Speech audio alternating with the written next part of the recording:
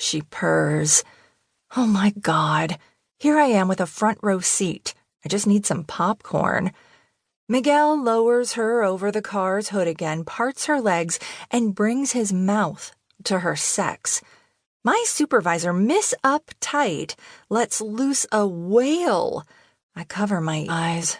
But curiosity, a morbid curiosity, drives me to uncover them again.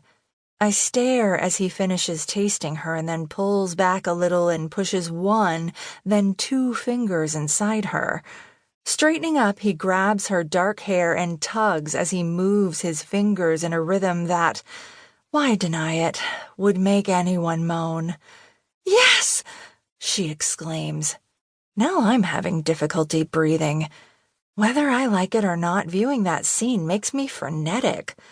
My sex life is pretty normal, probably predictable, so yes, watching this live and in person is getting me all hot and bothered.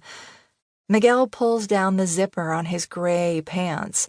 He releases a more than acceptable penis. Whoa, Miguel! I'm stunned when he nails her with just one thrust. I'm dying, but of pleasure, I think. My nipples are hard, and suddenly I realize I'm touching them. When did I shove my hand inside my blouse? I quickly pull it out, but my nipples in the very center of my being protest. They want more, but no, they can't have more. I don't do these things. Minutes later, after more moans and turns, Miguel and my supervisor pull themselves together. They're finished. They get into my boss's car and drive off, and I sigh with relief. Finally, alone in the parking garage, I come out from my hiding place and sit up in the driver's seat. My hands are shaking. My knees, too. And I notice my breathing is accelerated. Excited because of what I've just experienced, I close my eyes to calm down and consider what it might be like to have sizzling hot sex like that. A moment later, I start the car and exit the parking garage. I'm going to go have a beer with friends. My mind and body are on fire. I need to put out the flames and cool down. 2. When I get to the office the next day, everything seems fine. I run into Miguel and can't help but smile. If Miguel and my supervisor only knew what I'd seen. Good morning, Judith. Good morning. Miguel is very attractive. From my first day in the office, he has been wonderfully helpful, and we get along great. Just about everyone at work is drooling over him, but I don't know why. He just doesn't have the same effect on me. Of course, now, knowing what I know and seeing him in action, I can't help but think of him differently. Don't forget we have a staff meeting this afternoon, Miguel reminds me. Uh-huh.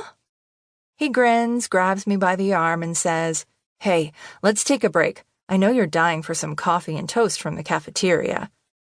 I grin too. He knows me well. Besides being handsome and charming, the guy doesn't miss an opportunity to be attentive. That, along with his perpetual smile, is Miguel's greatest charm. When we get to the 9th floor cafeteria, we step up to the counter, place our orders, and head to our usual table. Paco and Raul join us.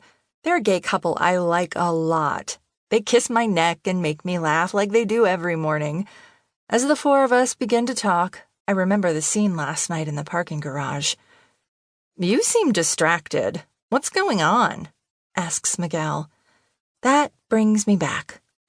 I look at him and try to forget the images running amok in my mind. My cat is sick, more listless with each passing day, and I'm so sorry, sweetheart, responds Miguel as he takes my hand. We talk about my cat for a little while, and that makes me sadder. I adore Kuro, but he is slowly dying, and he will probably not be with me much longer. It's something I've been dealing with since the vet gave me the bad news 2 months ago, but it's still really hard. Kuro's a dear old thing, and in spite of the medication, There's not much more to be done. To keep listening to this audiobook, I've left you a link in the description so you can do it, at no cost thanks to Audible's 30-day free trial.